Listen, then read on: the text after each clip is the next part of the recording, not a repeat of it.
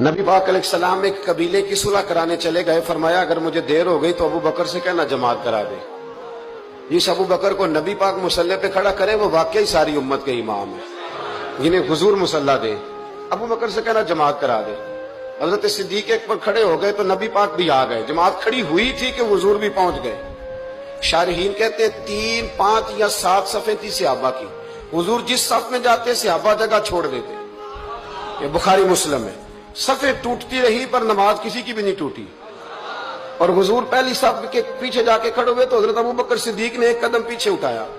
हुजूर ने इशारा किया चल पढ़ा नमाज। नमाज पढ़ा के मैं तैमल वेखा, मैनू काबा भुल गया आई, भुल गए नहीं सब सौम सलाता, एक को यार दा फिक्र पे आई।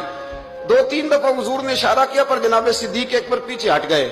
हुजूर मसल्ले पे चढ़े, नमाज पढ़ाई तो नमाज के बाद फरमाया जब मैंने जो कहा था।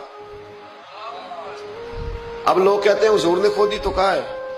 तो हुजूर फरमाने लगे अबू बकर जब मैंने जो कहा था कि जमात कराओ तो क्यों नहीं कराई, बुखारी है। हजरत सिद्दीक अकबर ने हाथ बांधे तो रो पड़े। अर्ज करने लगे हुजूर अब अबू काफा के बेटे की इतनी जरूरत तो नहीं ना कि नबी पाक के मुसल्ले पे खड़े होकर नमाज पढ़ाए। हुजूर पीछे हो और ये मुसल्ले पे नमाज, इतनी जरूरत तो नहीं ना। तो रसूलुल्लाह की मोहब्बत असले ईमान, ये जो मोहब्बत होती है ना, ये शौक पैदा कर